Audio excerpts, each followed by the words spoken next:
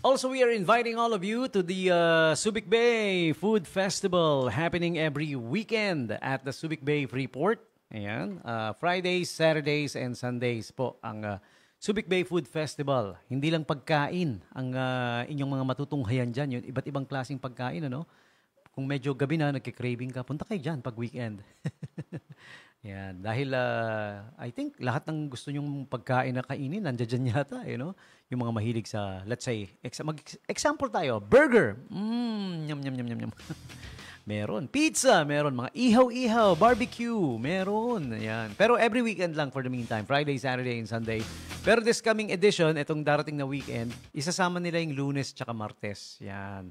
Okay? November 7, 8, 9, and then isasama yung 10, 11. Lunes, Martes. Kasi yung 11 kasi, doon gaganapin yung SBMA's Christmas Tree Lighting Ceremony. Yan. Okay? Ito po yung pinaka-Christmas lighting ceremony ng buong Subic Bay Freeport Zone by the SBMA, of course. November 11, 2025 at the Subic Bay Food Festival. And nasaan ang Subic Bay Food Festival? It is at the former mini golf course. Diyan po ginaganap. Okay? Program starts at 5. Merong special program para sa Christmas tree lighting ceremony. Okay? Join us for a night filled with lights, music, great food, and festive cheer. So check it out at the mini golf course, Subic Bay Freeport, Waterfront Road.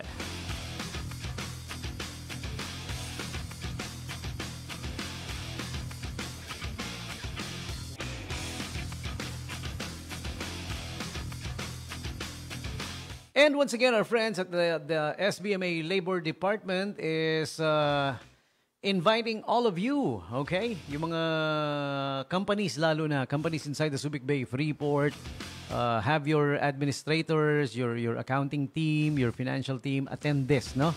There will be a forum called Kapihan sa CISIP Law, okay? Brought to you by CISIP Salazar, Hernandez, and Gatmaitan Law Office. Ang kanilang topic is updates on taxation and employment and immigration laws. Okay? So it's gonna be worth your while, huh? This is gonna be something that's, fruitful for your team. Yung mga companies here inside the Subic Bay Freeport, lalong-lalo na. This will be on November 13, 2025, Thursday, 8 a.m. onwards at the Aurora Subic Hotel, Subic Bay Freeport Zone. Okay? It's only for 800 pesos. Again, updates on taxation and employment and immigration laws. You're all invited, okay? There's this QR code na pwede nyong i-scan if you visit the SBMA Labor Department Facebook page. Pwede rin naman mag-walk-in, no? On the date itself at Aurora Subic Hotel, Subic Bay Freeport. 8 a.m. once again, November 13, 2025, Thursday. Okie dokie.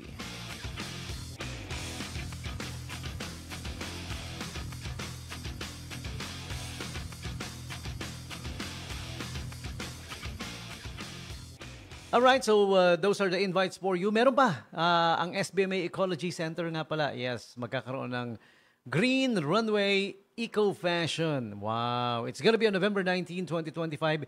Diyan din sa mini golf course area, Subic Bay Freeport. I think it's gonna be coinciding with the with the Subic Bay Food Festival. Yeah, dahil November 19 it falls on a weekend, am I right? November 19, let me check. November 9. No. Wednesday, no? But anyways, it's gonna be there, happening there. I think the Subic Bay Food Festival, as we go along, magiging from weekends, pagiging araw-araw na yata no? Ganun naman usually, no? Pag malapit na yung Christmas season, nagiging araw-araw na siya. Yeah. And this one's gonna be happening. It's your time to shine, kids. Join the first Green Runway Eco Fashion Show. Elementary Edition, open to all elementary schools of Subic Bay, Olongapo, Zambales, and Bataan. Walk the runway in your eco-inspired recycled outfit on November 19, 2025 at the mini golf course, Subic Bay. Register now and show that fashion can be fun and planet-friendly. Wow. Okay. So you guys check it out. Visit the SBMA Ecology Center official Facebook page para malaman nyo on how to join, on the instructions and details on how to join. Okay? All right. And shout out kay Kuya Edwin B. Bagang. Ayan. Hindi pala sa kanya yung shout out. Kay Mother Dear pala. Dahil nagbe-birthday ngayon ang Mother Dear ng ating labing kumpadre. Si labing kumpadre Edwin Bagang. Pare koy, DJ Cyberbugs. Ayan. Ano nangyari sa'yo? Hinintay ka namin dito Ano na?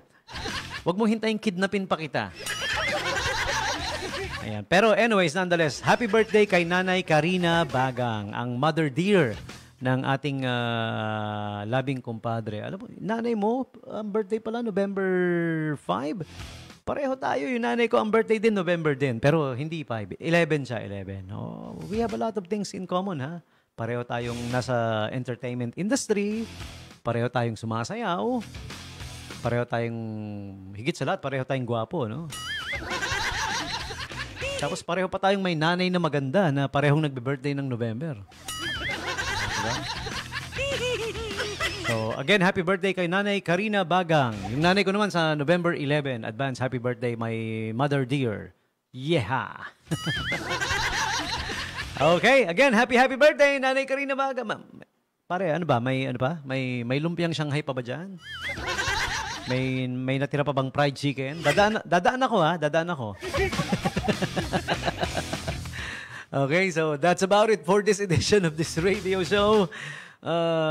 Don't worry, kung medyo nabitin kayo, medyo na-late tayo ng start kasi dahil na-late din yung naunang program.